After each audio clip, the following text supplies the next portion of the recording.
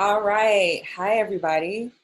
Um, we're going to go ahead and get started. So, my name is Ashley Janelle. And before I jump into this talk, I just want to say thank you so much to the Juneteenth Conference for having me and allowing me to speak and talk to you guys about UX and happy Juneteenth. So let's jump right into it. So today we're going to be talking about why you're not getting that UX role. What's going on? Are you going out for interviews? Are you working on your portfolio? What's happening? We're going to talk about it. So we're going to jump right into it. So before we get started, I want to talk a little bit about who I am. And why I'm qualified to talk to you guys today. So I'm Ashley Janelle, UX UI designer at Caterpillar. Also the creator of Learn UX Online in 16 Weeks, which is an online course that allows you to learn UX, you build your portfolio, you work on various projects, you build up your skill set, your confidence, and we help you go out and actually land that UX role. In terms of education, I attended Columbia College Chicago and got a BA from there in Interactive Arts and Media, which was really a mix of web design and graphic design.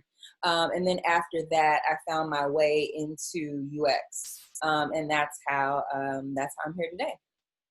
A few past roles prior to Caterpillar, I was a visual and UI designer at Redbox, as well as a graphic designer at Motorola Solutions. So all of my work prior to Caterpillar has been design related. Caterpillar, as well as Redbox, are my roles that are UX specific. So let's go ahead and keep going. So again, a little more about me and kind of, why I'm qualified to talk to you guys about, why you're potentially not landing a UX role. Like I mentioned, the UX course, I do a lot of coaching. So I'm talking to a lot of aspiring UX designers every day, working with aspiring UX designers every day. So I hear it all. I understand I once was a UX designer or aspiring UX designer. But I understand that I came from the route of having a college education in interactive arts. So a lot of the people that I talk to, a lot of the UX designers that I work with, they are coming over from a ton of different fields, accounting, teaching. So it really doesn't matter, what you're currently doing. If UX is something that you want to get into, you can definitely get into it. I work with people every day. Did some teaching with STEM students, helping them get into careers in STEM as well, and more mentoring. So this is, outside of Caterpillar, this is what I do, and this is how I've got the knowledge to kind of talk to you guys a bit today. So I've compiled the top 4 things that I've seen really hurt UX designers or aspiring UX designers when they're actually trying to go out and get that job that they want. It really comes down to 4 things. The first thing is your portfolio. Obviously, we know that portfolios are what, helps you get your foot in the door. It's the first thing that someone sees.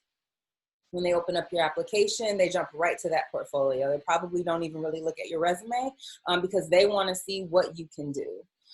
So what is a winning UX portfolio? That's what I call it. A winning UX portfolio is the one that gets you right into the door and gets eyeballs on your work. What is a winning UX portfolio and why do you need one? So a UX portfolio is a compilation of your work. Obviously, it contains detailed case studies of UX design projects demonstrating your skill sets and approach, okay? Employers will use this obviously to get an understanding of who you are, what your skill set is, and then obviously ultimately decide if they want to bring you in. So again, your portfolio is extremely important. Everything from your landing page to your interior pages being your case studies. Your portfolio is just, it has to be top notch. And I always call it winning. It has to be winning. It has to be eye catching. It has to be visually pleasing. It has to be, it has to tell your story, tell your case study story in a way that is digestible, but that's also very thorough. Designers also use this time as an opportunity to allow their own personalities to shine through. So you can think of your portfolio as your online presence.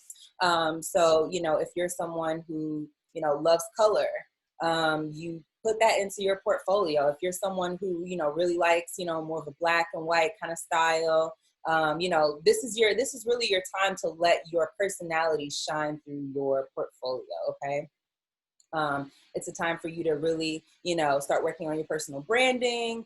What you want people to know about you once they open your portfolio. And you obviously, as a designer, you know that you can do all of that with design.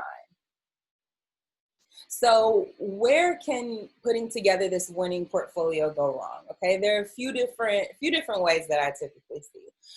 So portfolios that don't clearly present your work and showcase your skill sets are really working against you, and they're not working for you. Okay, and so what do I mean by that? We have case studies that we add into our portfolios, and that's what employers are looking at when they're trying to decide, okay, who is this person? What do they know? What are they all about?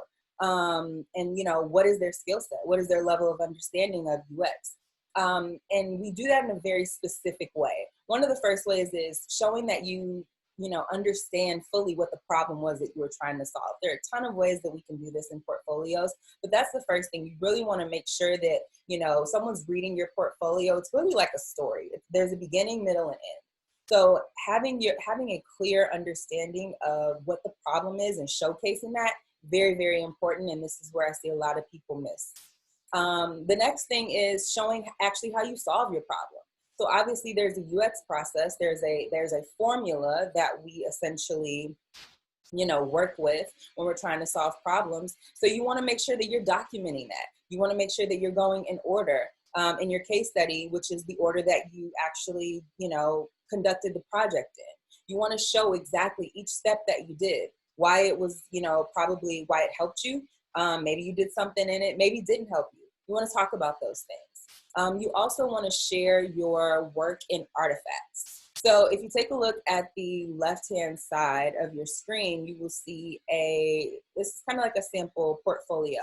And you'll see on the top, that's a persona, which basically is an artifact or a graphic that shows a lot about a particular group of people. We put it into one person. But this persona, Lauren Holmes, can be several different people that you may have interviewed or surveyed. But we just kind of batch it all into one person so that you can really get a good understanding of who this person is and what they like to do, what their interests are, what their needs are, their goals, those kinds of things. If you see below it, that's a storyboard. So that's how we actually can tell the story or illustrate a story for someone who is not familiar with the problem that we're trying to solve. So there's several different artifacts that we use or actually methods that we use in UX design. And then what comes out of that is your artifacts. And those are going to be the key things that you're going to add to your portfolio. So you want to show your work and then make sure that you're adding that into your portfolio as well.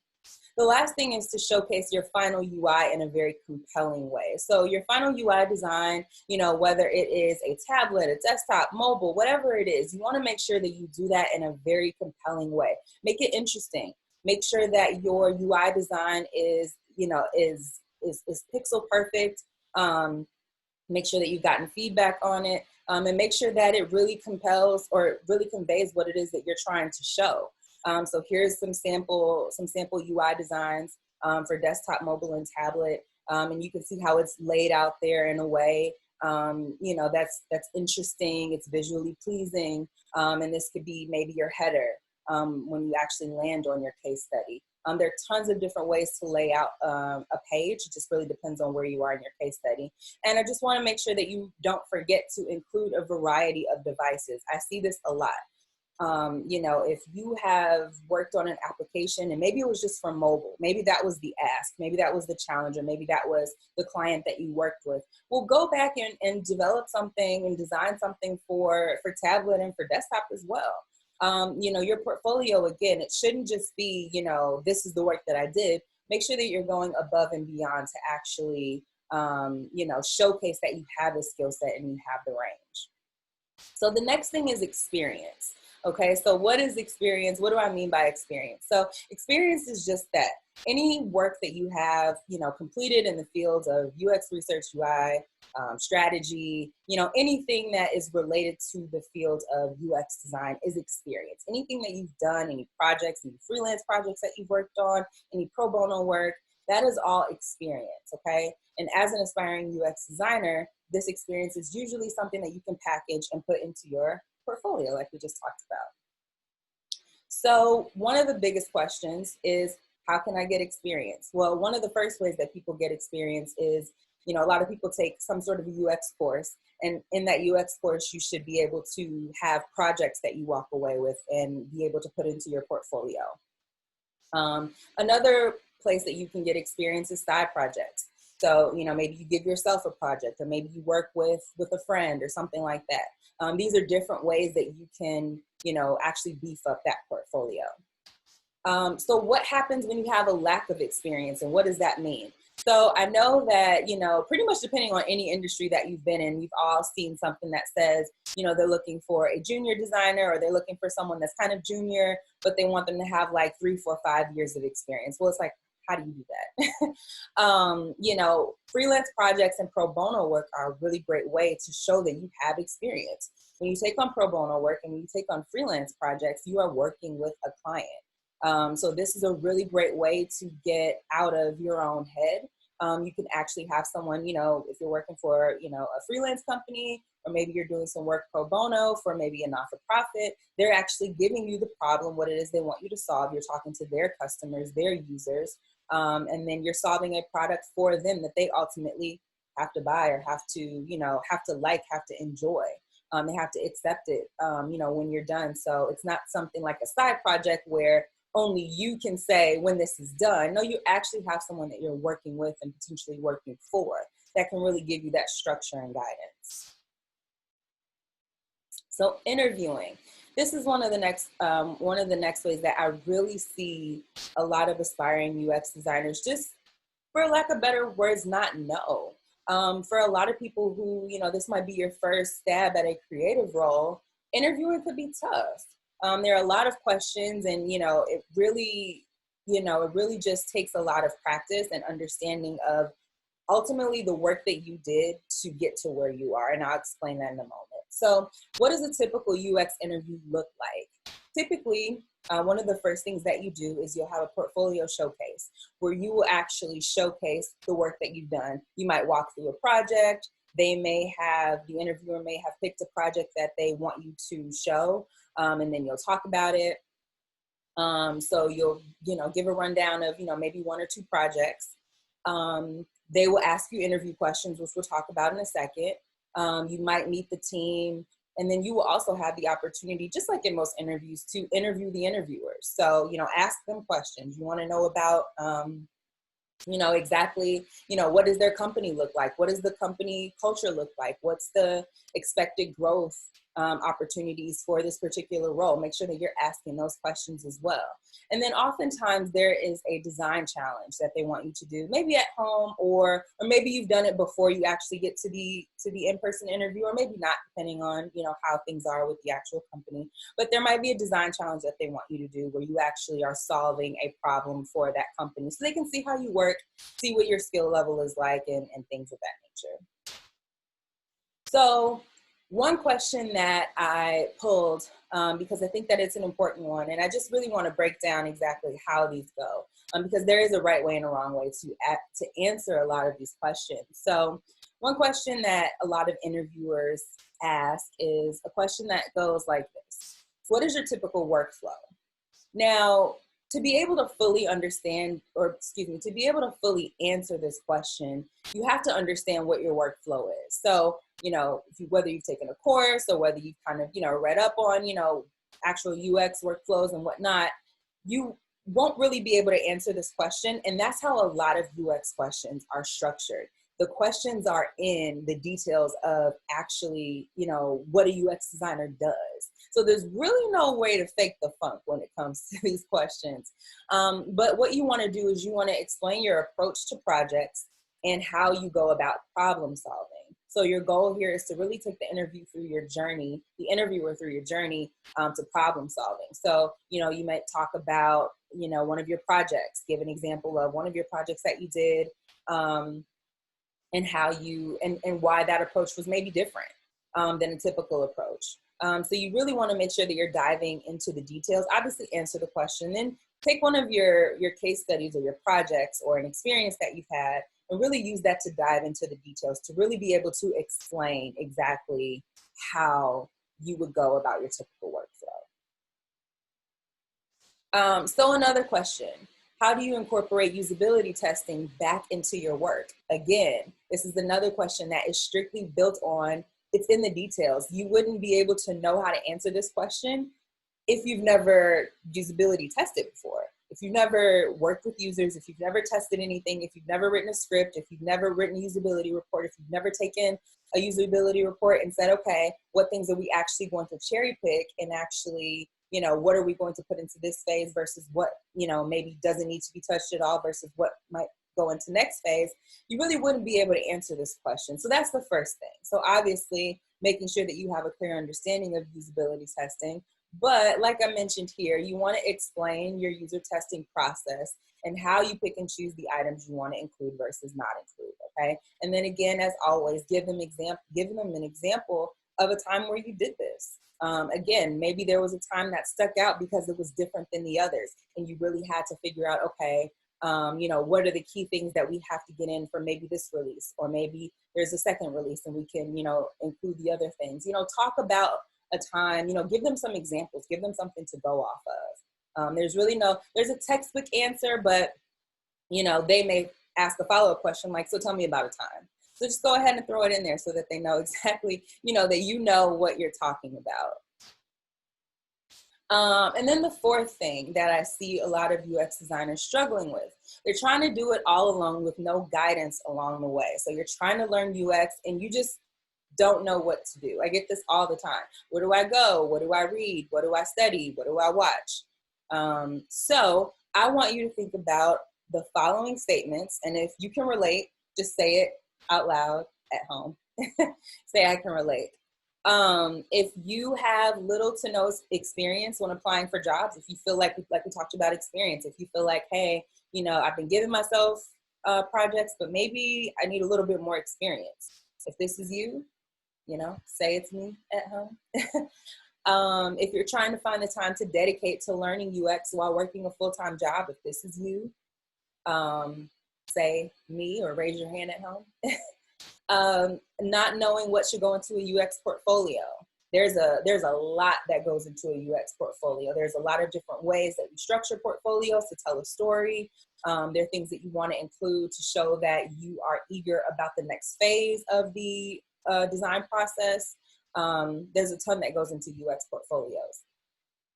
If you have imposter syndrome, so you might feel like, man, UX isn't for me. It's for those super smart people, the people that know how to design, the people that are really good with strategy and good with interviewing people and talking to people.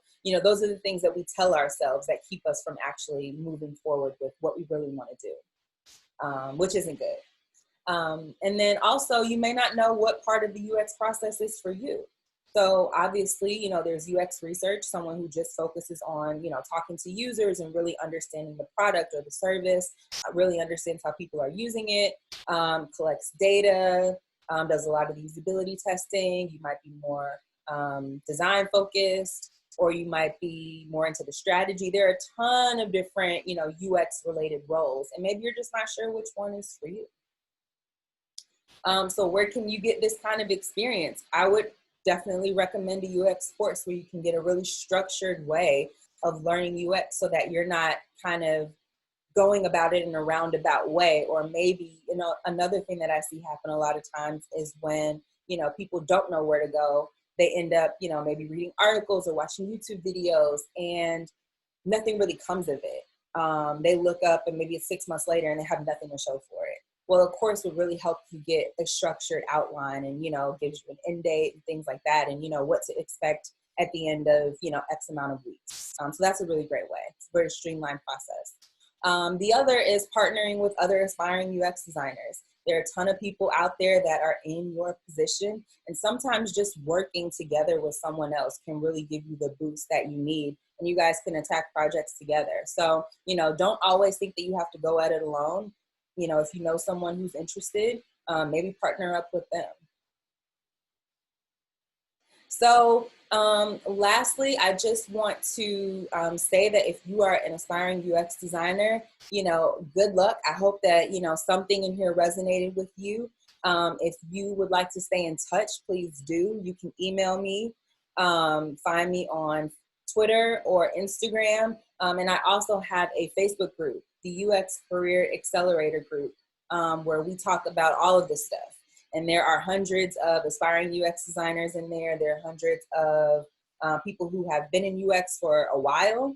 And we're all in there to share knowledge and help each other get to the next phase, whatever that is for you. So connect with me. Make sure that you drop me, a DM or something letting me know that you saw this talk, and, let me know, what you need help with. Or just come in Twitter, hang out. We like to crack jokes on there. And yeah, stay in touch.